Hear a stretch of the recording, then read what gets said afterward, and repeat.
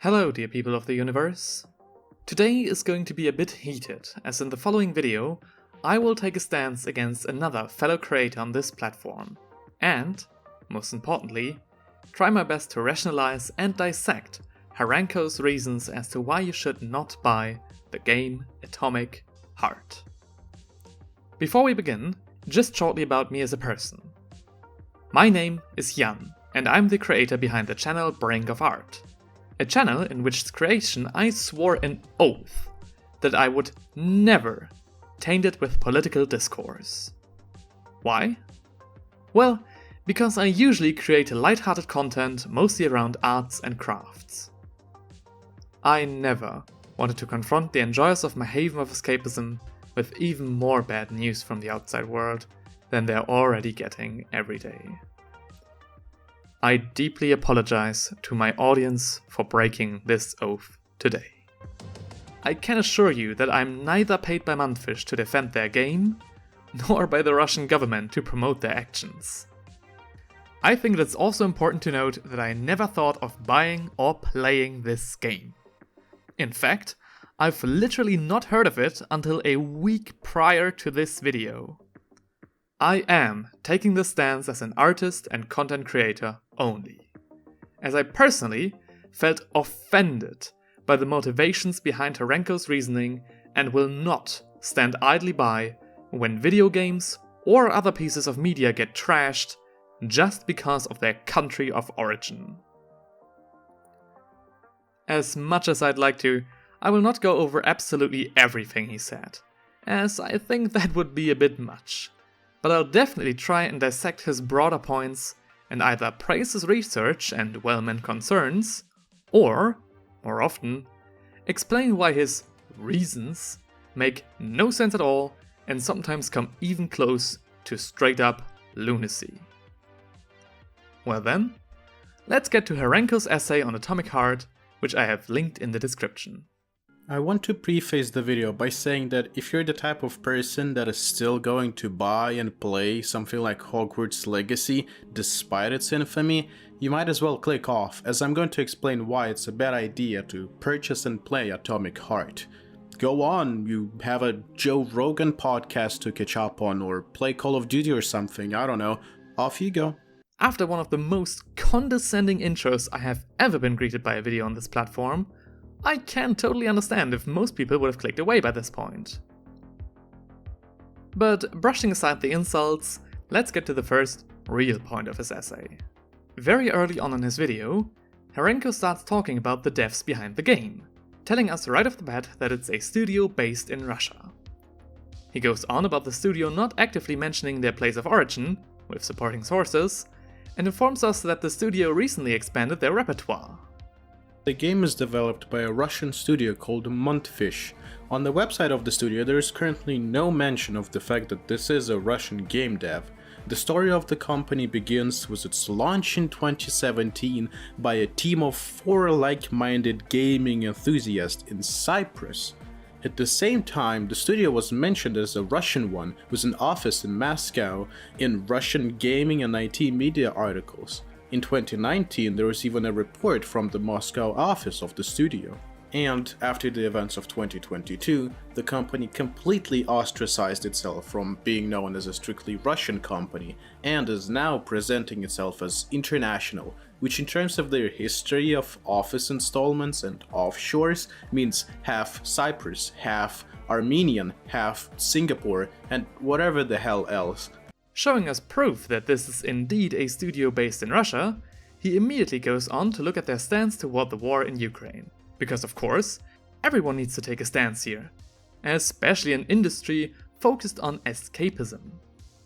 He does this in reading aloud a tweet of Mundfish, featuring the usual corporate talk of an international company walking the thin line of being shunned by most of the world on one side, or sent to the gulag by their benefactors on the other. Of course, this tweet can be interpreted ambiguously, as it doesn't take a clear stance of who to blame in this crime. They go even further in saying that they usually do not comment on matters like these, as they are a game studio dedicated to, well, their game.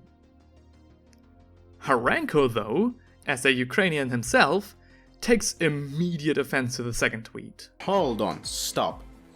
We do not comment on politics? You're making a game that's sole idea is USSR renewal and communism.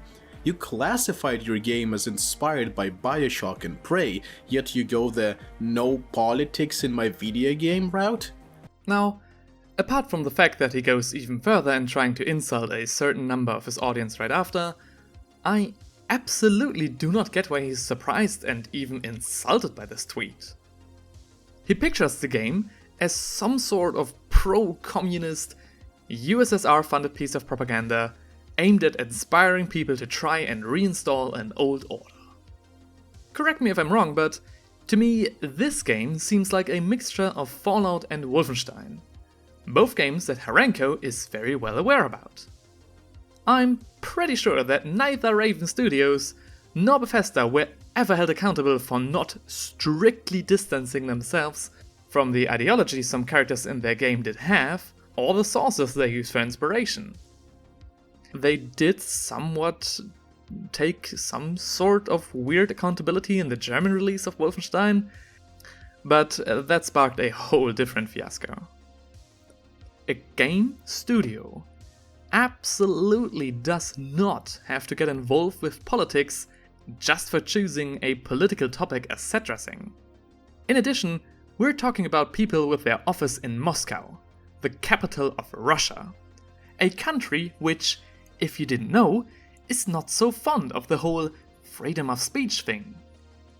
I find it totally reasonable that the people working at Mundfish don't want to risk their company, or even worse, their life, just for some meaningless virtue signaling.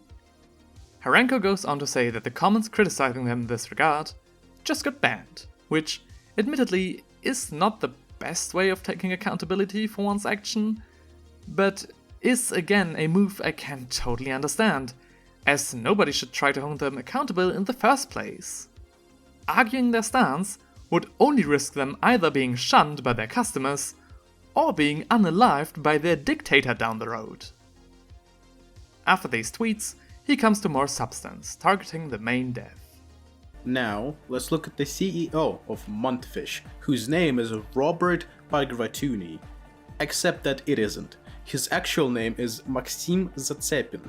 Max previously had a position of a creative director / top manager in Mail.ru, which is now presented as VK, the biggest social media platform in Russia.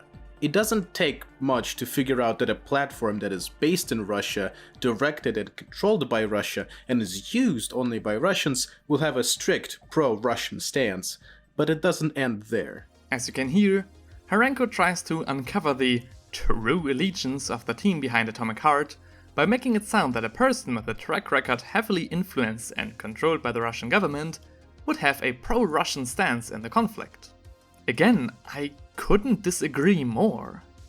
Just because he worked for the government doesn't mean he is completely fine with their view and actions. Why do I think that? Well, just like social media, regular media is also very strictly controlled by Russia. And here, we did have a journalist taking a clear stance against their government. And she was immediately detained and questioned the Russian way for over 14 hours. And even though the world tried to help her, she unfortunately disappeared soon after. I cannot blame Max for not wanting to disappear, especially not for just some ridiculous virtue signaling. He also goes on to try and out the founder of the company the same way, but I honestly don't know where he went with this, as to me, all he said was similar to Max's past and just general common business practices. According to the former employees of the company, all Mundfish transactions and checks are on her behalf. Oh my god. All in all, regarding his first point, I cannot get behind what he's trying to do here. I thought we as a society try to be above ostracizing people for their past, and anyway, wouldn't the fact that they stopped working at these essentially government agencies just underline the possibility that they didn't want to work for Putin's goons in the first place? and rather pursue a way to make a living of their own aspirations? I am speculating here, but for all it's worth, so is Harenko. Credit where credit is due, Harenko makes some really solid points talking about their marketing, especially in the beginning.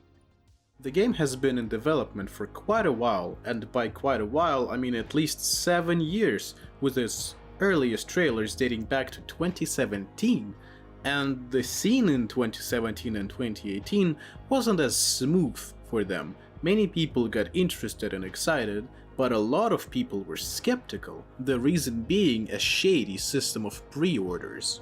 He goes on about the game not having a release date, the studio not having a track record, and yet promising a game the scope of Cyberpunk with a price tag of Elden Ring. He is definitely right when he says that this really looks dodgy, and even calls it a scam, which is definitely fair enough for the time it was first announced. Now, as the game is looking a lot more refined today, with a proper release strategy attached to it, I think that you will end up having something at the end. But I do agree with Harenko that you might want to wait for the first unbiased reviews after the game goes live. The list of games to promise everything and deliver barely anything is quite long, and especially with a company showing no proof of experience and previous successes, it doesn't look any better. I'm not saying that the game will have a launch similar to Cyberpunk, but I would definitely tell you to just hold off on your purchase, to see how it looks behind the curtain. Harenko's point here is perfectly reasonable. In his fourth point, Harenko's reason for not buying the game comes close to lunacy though. He basically goes over all of the companies who have invested in the studio and the development of Atomic Heart, and goes a long way to show us their connections to pro-Russian companies and even other gaming studios. And after that, Harenko really just goes into a ridiculous rabbit hole. Now let's talk economics. If you were to buy one and spend $60, where would these $60 go? That is a really good question. To answer it, let's look at what kind of companies signed up to be the investors and publishers for Atomic Heart. GEM Capital is a Russian fund founded by Anatoly Pali, who previously worked at Gazprom's subsidiary Gazenergoset. The studio raised investments from them in 2021, where Anatoly met and became friends with oligarchs who got rich on oil and gas activities and now have the opportunity to invest large sums of money in various projects. Namely, the export of gas and oil is one of the main categories of income of the Russian budget, the money from which goes to the military industry. And if you know basic economics and finances, you know that all investments must be returned, including interest. Profits from the game could be directed to help the Russian government in its invasion. Thus, by buying Atomic Heart, you would pay money to companies that support the aggressive policies and military actions of the Russian Federation. This really made me mad. Not only does he go a really long way to show how some of Manfish's benefactors might have close ties to government-controlled agencies, but he also acts as if the revenue of this game would have any impact at all on the funding of Russian forces in Ukraine. To make what I mean more clear, Bandai Namco's revenue with Elden Ring lies at about $6.85 billion annually, making it the second best-selling game of 2022. Even if Atomic Heart would come even close to that amount and gave all of it away directly onto Putin's desk, it would only make a slight bump in Russia's military expenses. Regarding a projected war chest of roughly $154 billion in 2022, a revenue close to Elden Ring would result in a boost of 4.45% to be exact. If Manfish would make that money, and if they were to give all of it directly to Vladimir.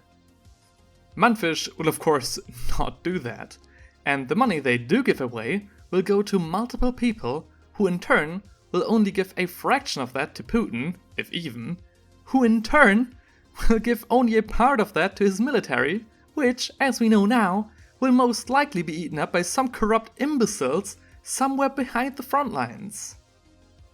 So congratulations, with your purchase of Atomic Heart, you might have funded some fat Russian general his new Ushanka.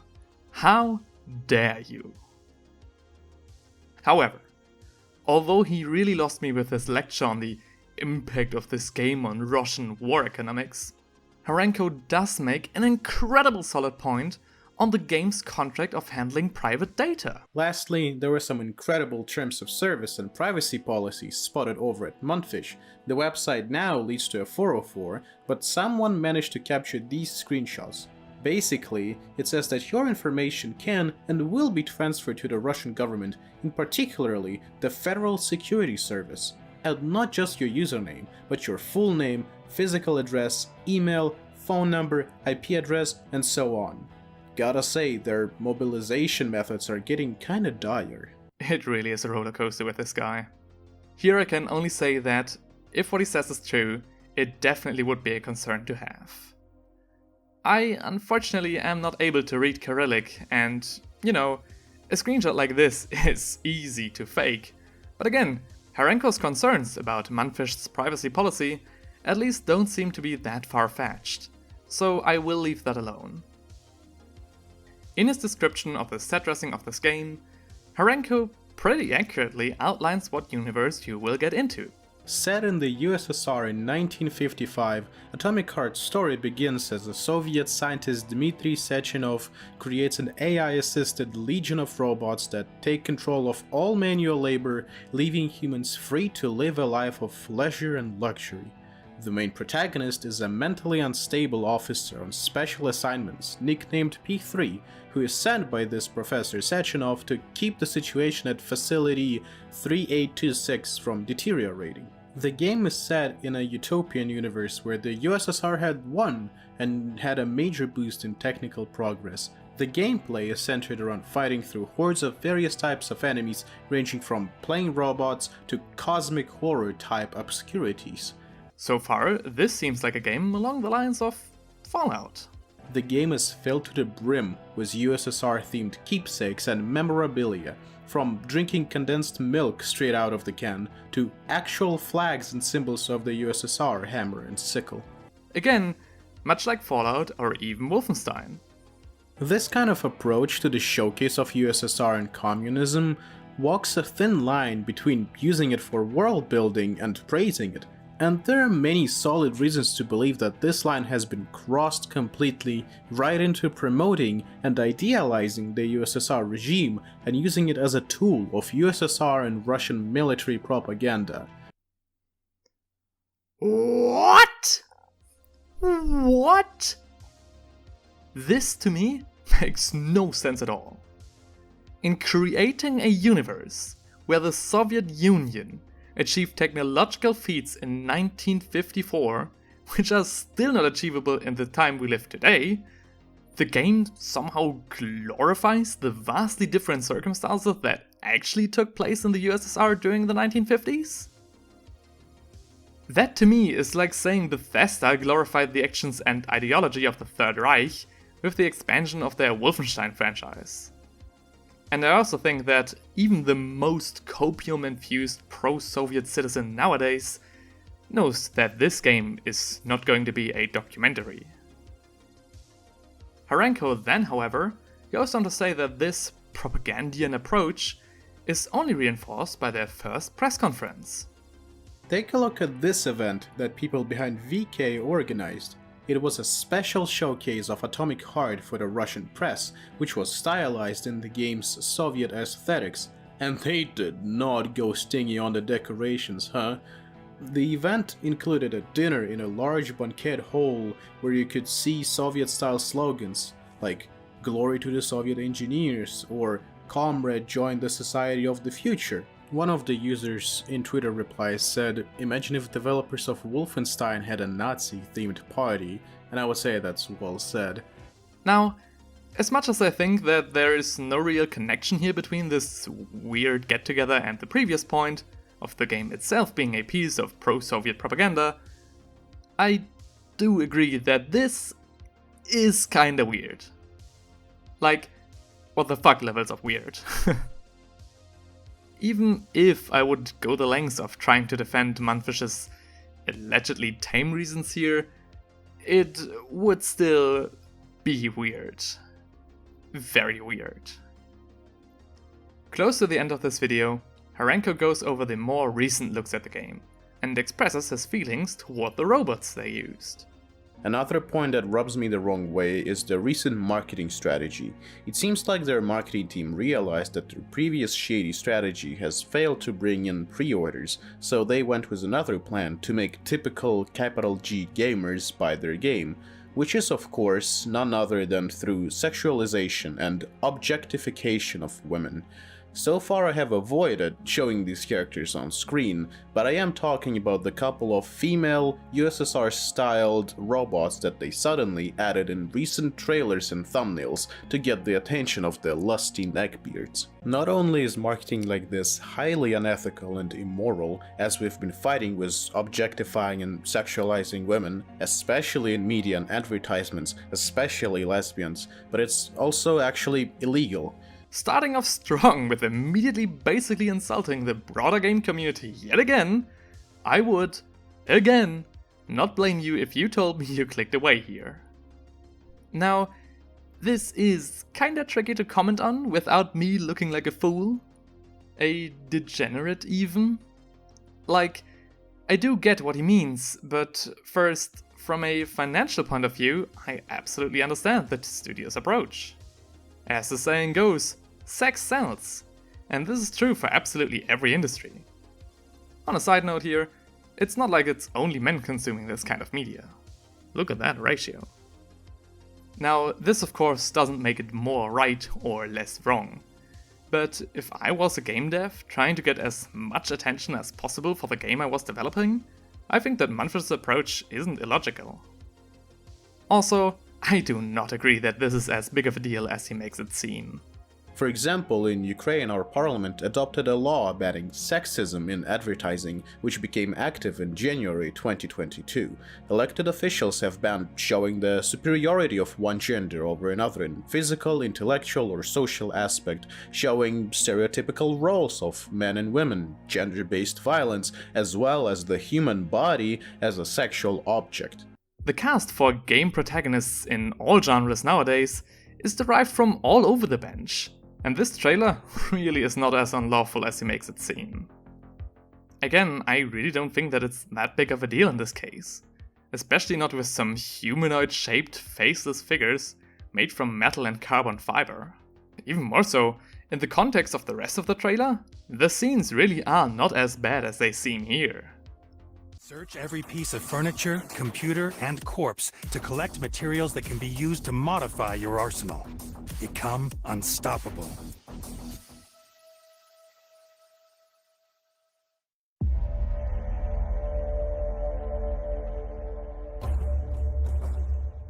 Finally, whether you're a hardcore player in need of a frenzied, gore-filled challenge, as the utopian dream is not what it seems. It's not at all like Mundfish released a video of two robots just getting it on, which definitely is what Harenko makes it sound like here. For the rest of his video, Harenko uses his time to tell his audience ways to support Ukraine in its fight for freedom, in either donating money or just not buying the game. As much as I am with Harenko against pre-ordering games, this to me though is, again, just ridiculous. What, we started a discussion about a video game and somehow ended it with a plea for help from a nation at war? Harenko is a user from Ukraine, so I get his motivation behind making this video, and I admire his nation and their resilience, but I think he really overestimates the motive, impact, and generally just everything about Atomic Heart. His criticism stems less from the fact that he is an experienced game dev in the gaming industry, which he is not, but more from the fact that he, as a Ukrainian, just hates that the world gives a game from Russia and about Russia so much attention, so much positive attention no more. He hates it for its country of origin. I don't know if he thought about it, but I have heard that there are indeed more people in Russia than Putin and his officers. And they aren't all clones of Putin in different wigs either. Most of the Russian populace surely is against the war, and either too rightfully scared to say it, or too brainwashed by Russian news to get the bigger picture. I am indeed appalled by Harenko's takes, as to me, they are the worst kind of criticism to a piece of art or media, as they are purely based on wildly speculative and subjective reasons, finding their foundation in a generalizing view of an entire populace of people and the connections of the artist to the country they were born in. I hate it. This thinking is extremely dangerous to all of us, but in reaction to the war in Ukraine, it seems to, very unfortunately, just be another step of the way in trying to ostracize absolutely everything produced by people with passions who just happen to be born in Russia. In Germany, there were many galleries taking down great works of art, sometimes hundreds of years old, just because the artist was indeed born a Russian. I worked at a bar where people shunned us for selling vodka, and even in my local tea house today, the maids serving people their tea get shit because they have Russian chocolate in their menu. America had it with people of Asian heritage getting hurt, as they were held accountable for the coronavirus. And apparently, the people of Russia or countries featuring a similar accent when speaking English are next. I hate it. I hate that it has to come to this, and I'm furious that I even have to make this video, calling people like Harenko out for their flawed and disgusting logic, if you can even call it that. I will not stand, and I will never stand for this kind of criticism, because as a German, I know all too well what happens when you generalize a group of people and declare them and their feats your enemy by principle. I am familiar with the history of a country denouncing art just because of the heritage of the artist. And also, where would we draw the line? He mentioned Gaijin's involvement in the game's development and handling of the crime committed in Ukraine. What? Does that mean nobody is allowed to play War Thunder anymore? Am I a willing participant in spreading pro-Russian propaganda when I pick the T-35 instead of a Sherman? How deep does the rabbit hole go? And if we follow it, could we even draw the line? So I draw the line right here, in front of the rabbit hole. If you don't want to buy Atomic Heart, you don't have to. And if you do want to buy Atomic Heart, go ahead. But don't let people call you out on it just because it's a Russian game through and through. Maybe the game is shit. Maybe it really follows the wild agenda that Harenko presents to us today. But when it does, it will do so on its own, and not because of our premature suspicions based on its country of origin. Hopefully, I've made my point clear. English is not my first language, and so I might have misinterpreted some of Harenko's points, or brought mine only poorly across. But if there's one thing that I want you to take away from this essay, it is to make a direct distinction between people actively committing a crime and the people just trying to live their life in the same country. Let's not judge art by the artist. Let's not shun people for their heritage. Because doing otherwise could lead us to something truly dangerous. Thank you so much for watching this video. I, again, apologize to my audience for making it in the first place. I really hope that I don't have to follow up this topic with another video, and just hope to keep the conversation in the comments under this video. If you have your own thoughts, or think that me or Harenko did a mistake in our presentation of facts, I really just made this video in like 2 to 3 days to really get my point across fast, to have some inner peace again. I will get back to you with more miniature painting and other escapism related content. And if you want, And if this might be something for you, please feel free to subscribe, because I'd be really happy to see you again in my next video, not discussing politics. And until then, take care.